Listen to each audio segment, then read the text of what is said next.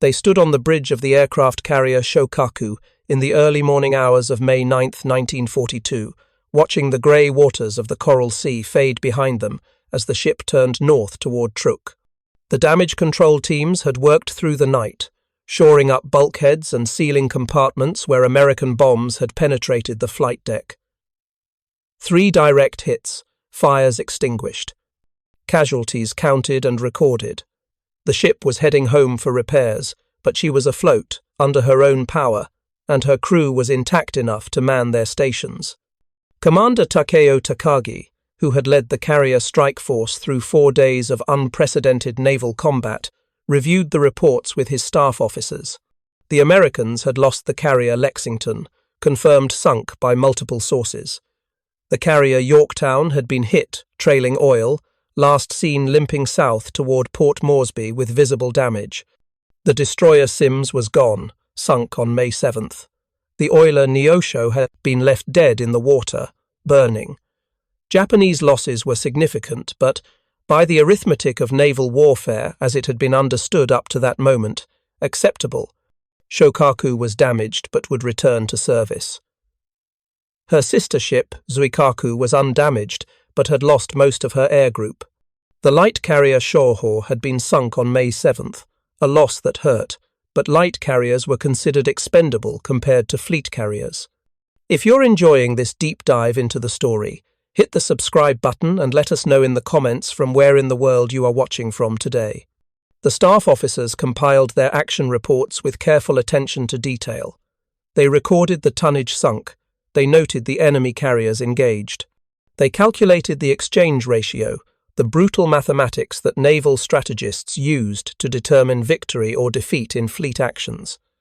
By these calculations, the Battle of the Coral Sea was a Japanese victory, not a decisive victory, not the kind of overwhelming triumph that had characterized the attack on Pearl Harbor or the destruction of the British Force Z off Malaya, but a victory nonetheless.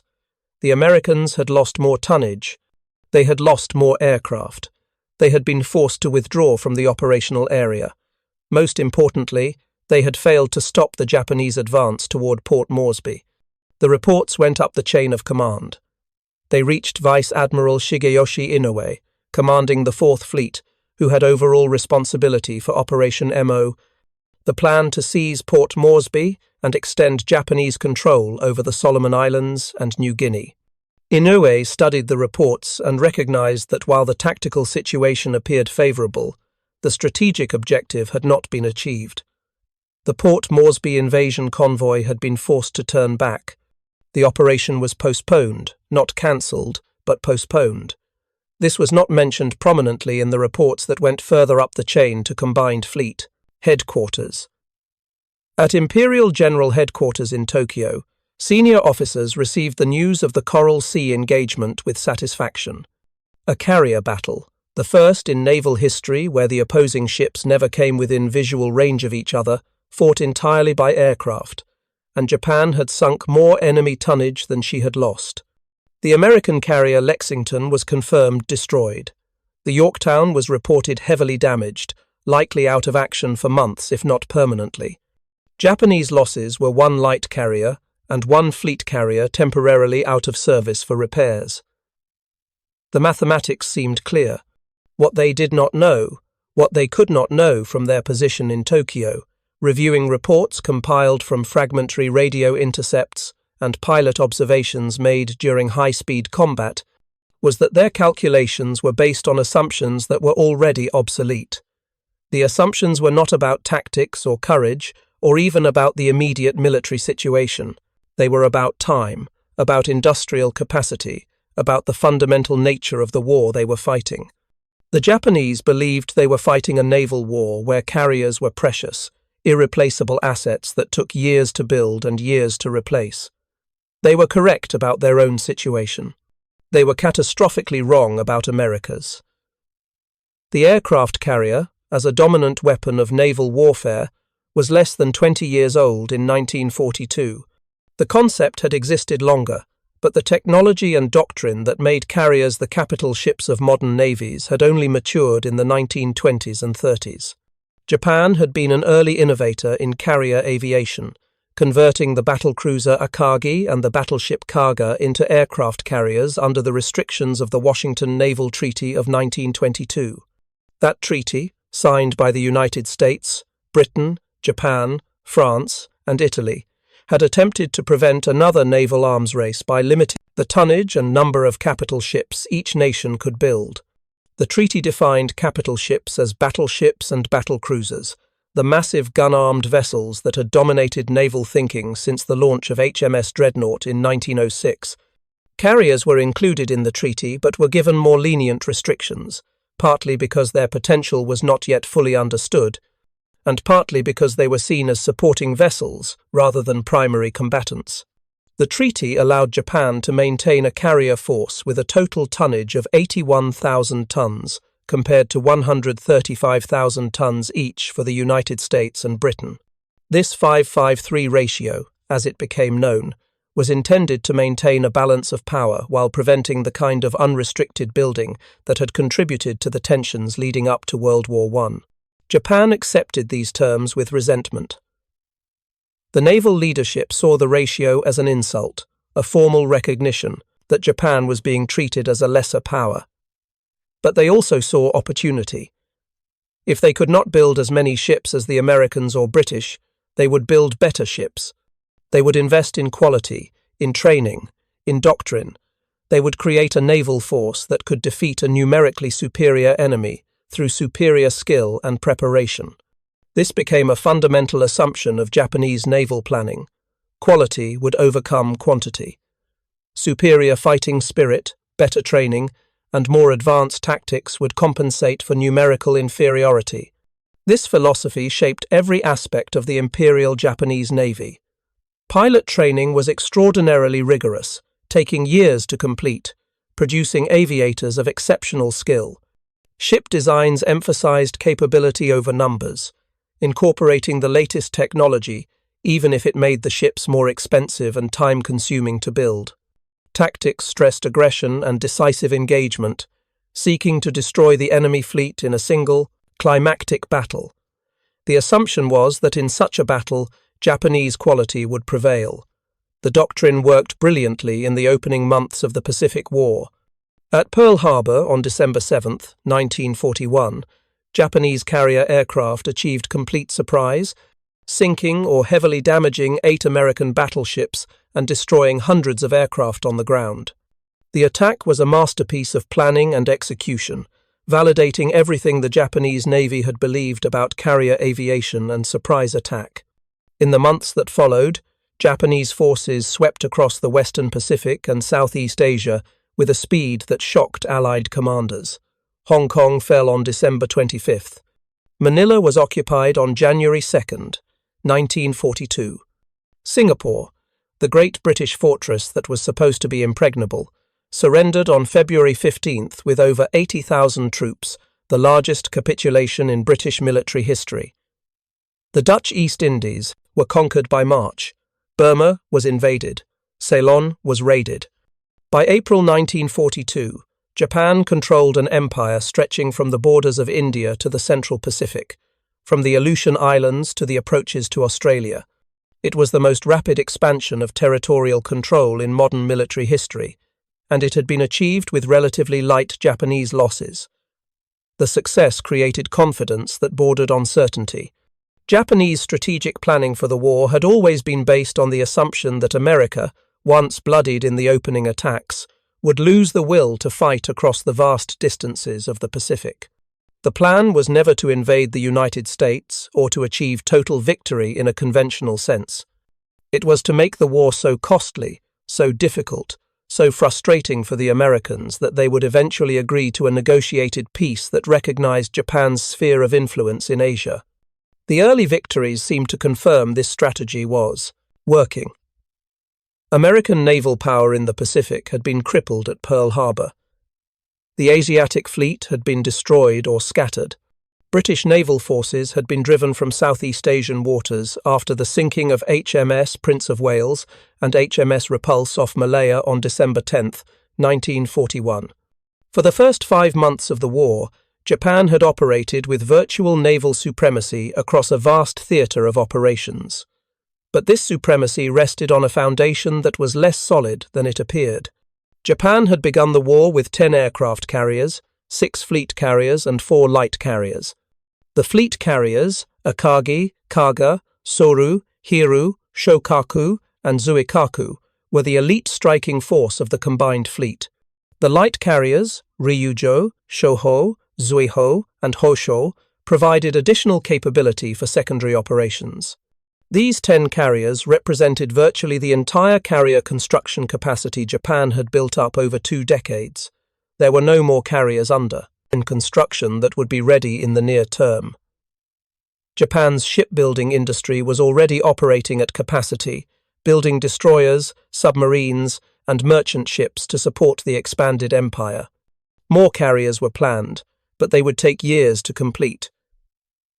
The Navy's pre-war planning had been based on a short, decisive conflict, not on a prolonged war of attrition.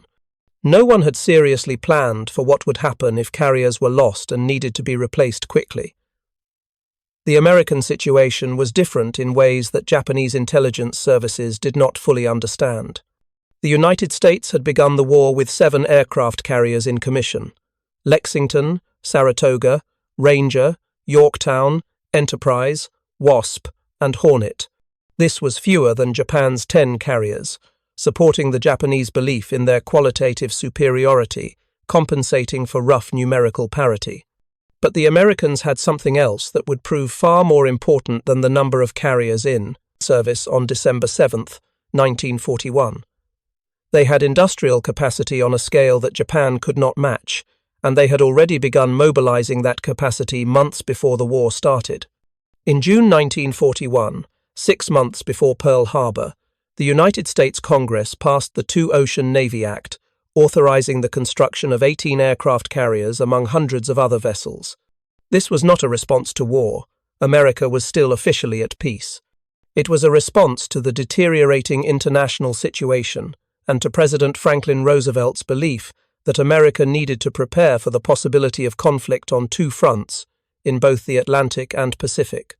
The authorization included funding for a new class of fleet carriers that would become the Essex class, designed to incorporate all the lessons learned from earlier carrier designs. The Essex-class carriers would displace 27,000 tons, carry 90 to 100 aircraft, and incorporate improved damage control systems, better armor protection, and more anti-aircraft weaponry than earlier designs. Most importantly, they were designed for rapid mass production. American naval architects and shipbuilders had studied the methods used in merchant ship construction and applied them to warship building. Standardized components, prefabrication of major hull sections, and parallel construction of multiple ships at different yards would allow the Essex class to be built faster than any previous fleet carriers.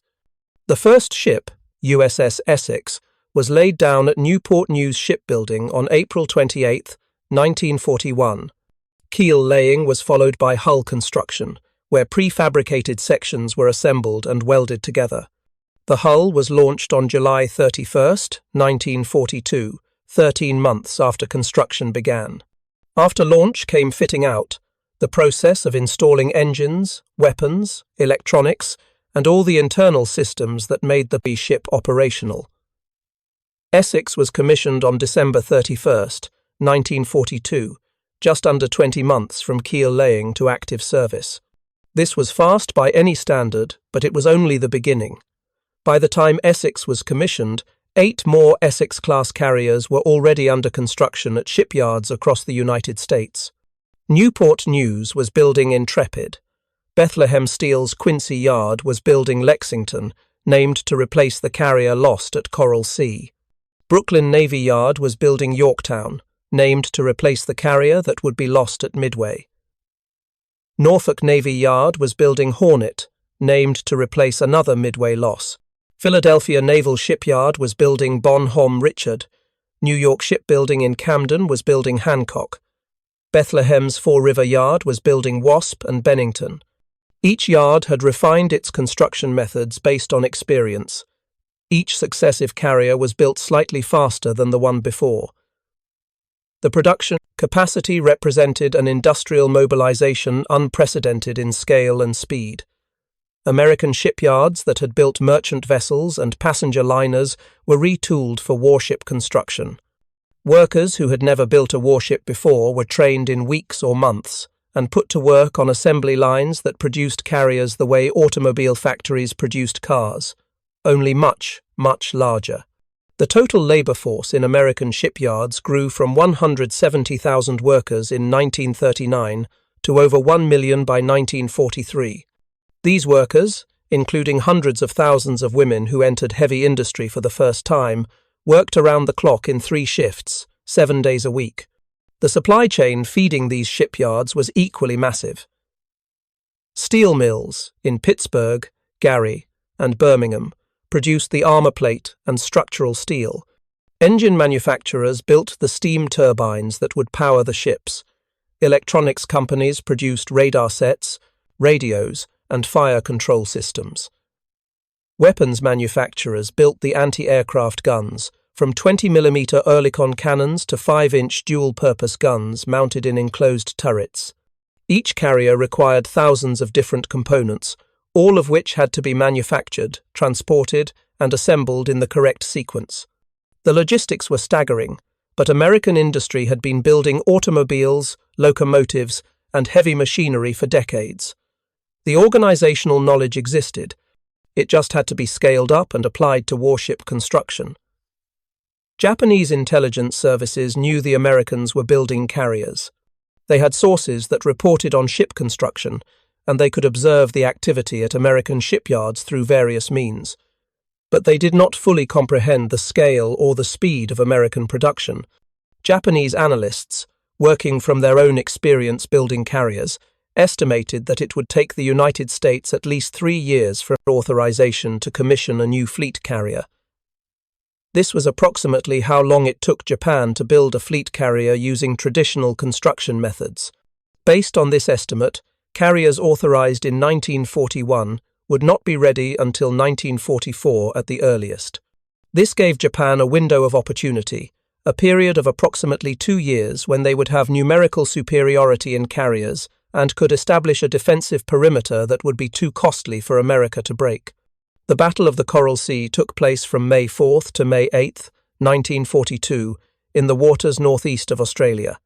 It was the result of Japanese Operation MO, a plan to seize Port Moresby on the southern coast of New Guinea and establish bases in the Solomon Islands, extending Japanese control and threatening the sea routes between the United States and Australia. The operation required multiple naval forces. A covering force built around the light carrier Shōkaku would provide air support for the invasion convoy. A striking force built around the fleet carriers Shōkaku and Zuikaku would engage any Allied naval forces that attempted to interfere. Additional cruiser and destroyer groups would provide screening and support. American intelligence, having broken Japanese naval codes through the effort known as Magic, knew the operation was coming. Admiral Chester Nimitz, commanding the Pacific Fleet from Pearl Harbor, ordered Task Force 17, built around the carrier Yorktown and commanded by Rear Admiral Frank Jack Fletcher, to the Coral Sea. Task Force 11, built around the carrier Lexington and commanded by Rear Admiral Aubrey Fitch, joined Fletcher's force. Together, the 2 American carriers, with their escorting cruisers and destroyers, would attempt to stop the Japanese advance. The battle unfolded over 4 days in a series of airstrikes, searches, and engagements spread across hundreds of miles of ocean. On May 7th, American aircraft found and sank the light carrier Shōkaku in a devastating attack that took less than 15 minutes. 93 aircraft from Yorktown and Lexington struck the small carrier, hitting her with 13 bombs and 7 torpedoes. She sank with heavy loss of life. It was the first Japanese carrier sunk in the war, and the speed of her destruction shocked Japanese commanders who had believed their carriers were more resilient. The next day, May 8th, both sides found each other's main carrier forces and launched full strikes. Japanese aircraft from Shōkaku and Zuikaku attacked the American carriers through intense anti-aircraft fire. They hit Lexington with 2 torpedoes and 2 bombs. They hit Yorktown with one bomb that penetrated the flight deck and exploded 3 decks below, killing or wounding 66 men. Both American carriers continued operating, launching and recovering aircraft even while under attack. Lexington's damage initially seemed manageable. Fires were brought under control. The ship maintained speed and appeared to be surviving.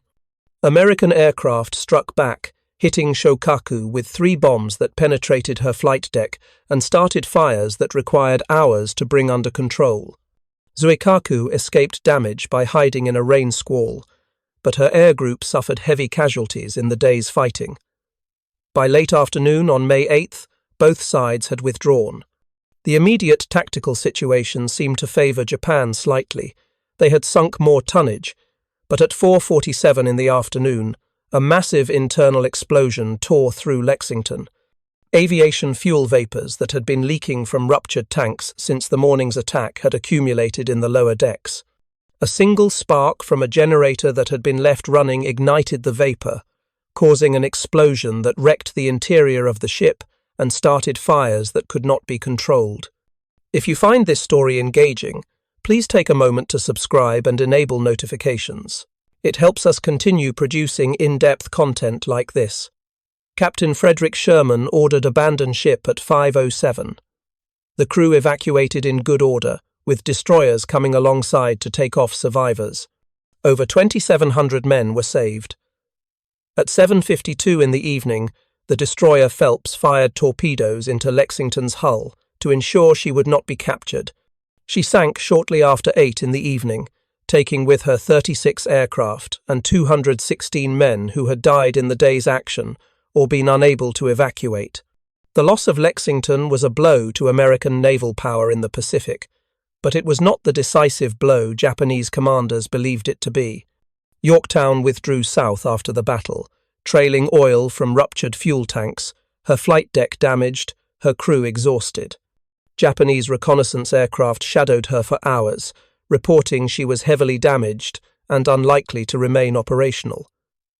These reports reinforced the Japanese assessment that the battle had been a victory. They had sunk one American fleet carrier and put another out of action for months. Their own losses were 1 light carrier sunk and 1 fleet carrier damaged but repairable. The exchange rate favoured Japan. More importantly, it reinforced the fundamental assumption of Japanese naval strategy, that in carrier warfare, every ship lost was essentially irreplaceable in the near term, making any favourable exchange rate a strategic victory. Admiral Isoroku Yamamoto, commander of the combined fleet, was already planning the next operation, even as the Battle of the Coral Sea concluded. Operation MI, the plan to seize Midway Atoll, was intended to draw out the remaining American carriers and destroy them in a decisive battle. Yamamoto believed that with Lexington sunk and Yorktown heavily damaged, the Americans could deploy at most 2 carriers to defend Midway, Enterprise and Hornet. Against these, he would bring 4 fleet carriers, Akagi, Kaga, Soryu, and Hiryu. Shōkaku would be in dock for repairs. Shōkaku would be in port rearming and replacing her depleted air group. But 4 carriers against 2 gave Japan overwhelming superiority. The plan seemed sound. What Yamamoto did not know was that Yorktown was already steaming at maximum speed toward Pearl Harbor, arriving on May 27, 1942, just 19 days after the Battle of the Coral Sea ended. Damage control assessments predicted repairs would take 90 days at minimum.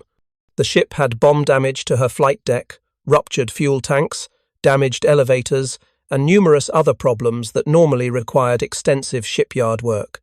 Nimitz ordered the repair work done in 72 hours. It was an impossible demand, but the Pearl Harbor Navy Yard made it happen. 1,400 workers swarmed over Yorktown around the clock. They patched the flight deck with timber and steel plate. They welded new sections into the hull where bomb fragments had torn holes. They replaced damaged piping and electrical systems. They worked without pause, cutting corners where possible, making temporary fixes that would hold long enough to get the ship back into action. On May 30th, 72 hours after arriving, Yorktown left Pearl Harbor and steamed west to join Enterprise and Hornet at Point Luck, northeast of Midway. She was not fully repaired. She would need months of additional work after the coming battle, but she was operational, and she would fight. The Battle of Midway began on June 4, 1942, less than a month after the Coral Sea engagement ended. Japanese commanders expected to face 2 American carriers. They found 3. The presence of Yorktown, a ship they believed was out of action for months, was the first indication that something fundamental about their understanding of American capabilities was wrong. The battle itself was a catastrophe for Japan. In the span of 5 minutes during the morning attack, on June 4th, American dive bombers from Enterprise and Yorktown struck 3 Japanese carriers, Akagi, Kaga, and Soru, catching them with armed and fueled aircraft on their flight decks. All 3 ships were set ablaze by bombs that detonated among the ready aircraft and stored ordnance. By evening, all 3 had been abandoned and would sink. The 4th carrier, Hiryu, launched a counterattack that found and severely damaged Yorktown, hitting her with 3 bombs and 2 torpedoes. But Hiryu was found and attacked by American aircraft later that afternoon, suffering the same fate as her sister ships. By June 5th, all 4 Japanese fleet carriers were sunk or sinking. Japan had lost the core of her carrier striking force, the same ships that had attacked Pearl Harbor 6 months earlier. More critically, she had lost over 300 aircraft and approximately 3,000 experienced aircrew, pilots and aircrewmen, who represented years of training and combat experience. These losses could not be quickly replaced. Japanese pilot training programs, designed for quality over quantity, took years to produce fully qualified carrier aviators. The aircraft could be manufactured, though Japan's industrial capacity was already strained. But the pilots, the trained, experienced men who could operate from carriers in combat, were effectively irreplaceable in the time frame that mattered. Yorktown survived the initial Japanese attack on June 4th, her crew managing to restore power and get the ship underway after the first wave of hits. She was struck again by aircraft from Hiryu in the afternoon, taking 2 more torpedoes that left her dead in the water. The crew abandoned ship, and destroyers stood by to provide assistance. For 2 days, salvage crews worked to save the carrier, getting a tow line attached and beginning the long journey back to Pearl Harbor. But on June 6th, the Japanese submarine I-168 found the damaged carrier and her escorts, firing 4 torpedoes. 2 hit Yorktown. 1 hit the destroyer Hammond, which was alongside providing power and pumping services. Hammond broke in half and sank within 4 minutes. Yorktown, her hull opened by the new torpedo damage, finally rolled over and sank early on the morning of June 7th. She had fought at Coral Sea, been repaired in 3 days, fought again at Midway, and absorbed punishment that would have sunk most ships twice over. Her loss was a blow, but not the decisive blow it would have been to Japan. The strategic consequences of Midway became apparent in the months that followed. Japan's carrier force, which had begun the war with overwhelming superiority, was now reduced to 2 operational fleet carriers, Shōkaku and Zuikaku, neither of which had been present at Midway. The light carriers remained, but they could not project the same striking power as fleet carriers. Most critically, Japan had lost the initiative. The plan had been to expand the defensive perimeter, to seize more territory, and make the cost of reconquest so high that America would negotiate. But without carrier superiority, without the ability to project air power across vast ocean distances, further expansion was impossible.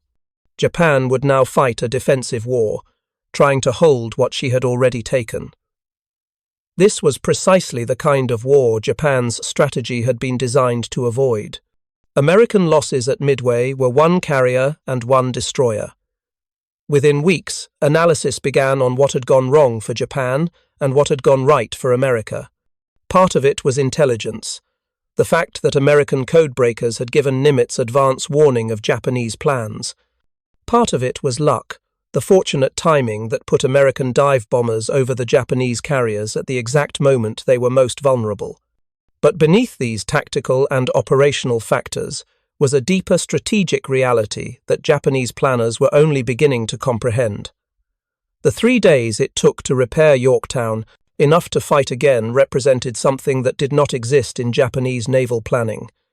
The assumption that damaged ships could be quickly returned to service, and that lost ships could be replaced on timescales measured in months rather than years. The first Essex-class carrier, USS Essex herself, was commissioned on December 31, 1942, 7 months after the Battle of Midway. She worked up her crew and air group in early 1943 and deployed to the Pacific in May, arriving in Pearl Harbor ready for combat operations. 13 months had passed since Coral Sea. In that time, the United States had commissioned 1 new fleet carrier and had 8 more in various stages of construction. Yorktown, the new one named to replace the carrier lost at Midway, was commissioned on April 15, 1943. Lexington, replacing the carrier lost at Coral Sea, was commissioned on February 17, 1943, 8 months. That was how long it took America to replace the fleet carrier lost at Coral Sea with a larger, more capable ship bearing the same name. The production continued to accelerate. Bunker Hill was commissioned in May 1943, Intrepid in August, Hornet, the second ship to bear that name, in November. By the end of 1943, the United States had commissioned 6 Essex-class fleet carriers, with more completing every few months through 1944 and into 1945. The final count would reach 24 Essex-class carriers built during the war, with more cancelled after victory was achieved. 24 fleet carriers, each displacing 27,000 tons, each carrying 90 to 100 aircraft, each built in approximately 18 to 20 months, from keel laying to commissioning. The industrial capacity this represented was beyond anything Japan could match or counter. Japan, in the same time period from mid-1942 through the end of the war, would commission exactly 3 new fleet carriers. Taiho, laid down in July 1941 and commissioned in March 1944, represented the pinnacle of Japanese carrier design, with an armoured flight deck and improved aircraft capacity. But she was sunk by an American submarine 3 months after commissioning, on June 19, 1944, during the Battle of the Philippine Sea. Shinano, converted from a Yamato-class battleship hull, was commissioned in November 1944 and sunk by submarine 10 days later, while still working up, never having conducted combat operations. Unryu was commissioned in August 1944 and survived until December, when she too was sunk by submarine. 3 carriers, all sunk within months of entering service, against 24 American carriers that would form the core of the fast carrier task forces that dominated the Pacific in the war's final years. The mathematics were unforgiving. Japan had begun the war betting that quality and fighting spirit could overcome numerical inferiority. The bet worked in the opening months when Japanese carriers faced opponents who were unprepared, outnumbered, or operating with inadequate support. But once the war became a contest of industrial production and replacement capacity, the outcome was predetermined. Japan could not build carriers fast enough to replace losses. America could build them faster than Japan could sink them. By 1944, American carrier task forces operated with impunity, striking targets across the Pacific, with forces so large that Japanese defenders were simply overwhelmed. Task Force 58, the main American carrier strike force in 1944, regularly operated with 12 to 15 fleet carriers plus escorts. Japan had nothing that could challenge such a force. The men who had stood on Shōkaku's bridge in May 1942, reviewing the action reports and calculating that Coral Sea had been a victory, were not fools. They were experienced naval officers working with the information available to them and applying the strategic assumptions that had guided Japanese naval planning for 2 decades. Those assumptions, that carriers were precious and irreplaceable, that favourable exchange ratios constituted victory, that quality could overcome quantity, were valid within the context of Japanese industrial capacity.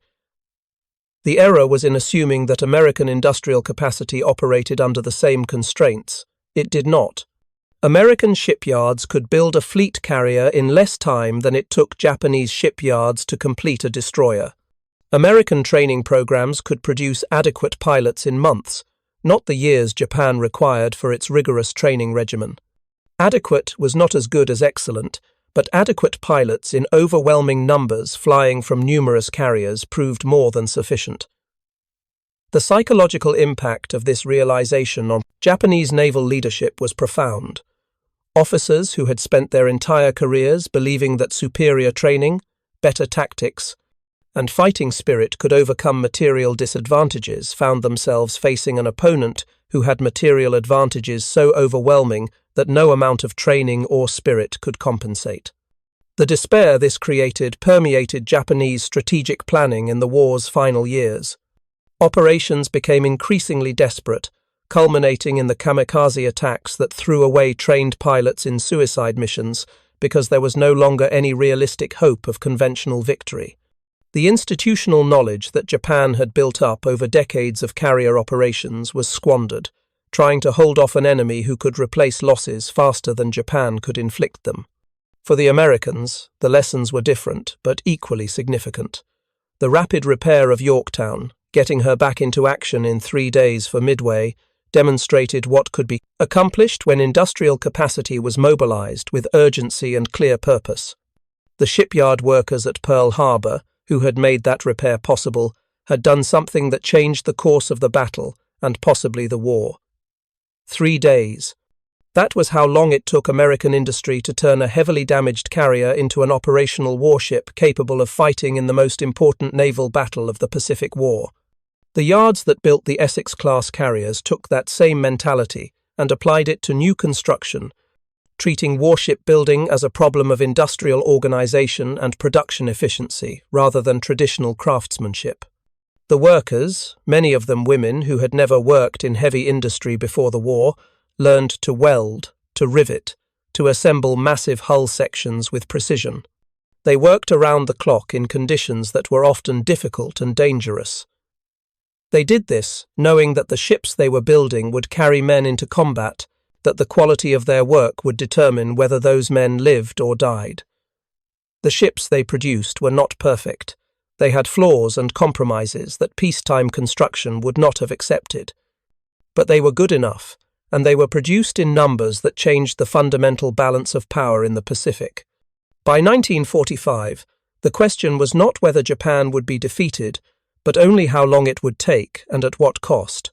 The Battle of the Coral Sea, viewed from May 1942 with the information available to Japanese commanders at that time, appeared to be a tactical victory. One enemy fleet carrier sunk, another heavily damaged, for the loss of one light carrier and one fleet carrier temporarily out of service. The strategic objective, the seizure of Port Moresby, had not been achieved, but the tactical exchange ratio favored Japan. The reports that went to Tokyo reflected this assessment. The victory was announced. The calculations seemed sound. What they did not know, what they could not know from their position, was that the damaged American carrier would be fighting again in less than a month. What they did not fully comprehend was that the carrier they had sunk would be replaced in 8 months with a better ship. What they had not grasped was that they were fighting an industrial power with production capacity so vast that losses which would cripple Japan were merely temporary setbacks for America. By the time they understood this, by the time the mathematics of industrial warfare became undeniable, it was too late to change the outcome. They had calculated victory using arithmetic that was already obsolete. The war they thought they were fighting, a war where carriers were irreplaceable and favorable exchange ratios led to strategic success, was not the war they were actually in. They were in a war of industrial production, of shipyard capacity, of how quickly a nation could build and replace complex warships. In that war, they had been defeated before the first shot was fired. They just did not know it yet in May 1942, standing on the bridge of a damaged carrier, steaming home, believing they had won. Thank you for watching. For more detailed historical breakdowns, check out the other videos on your screen now, and don't forget to subscribe.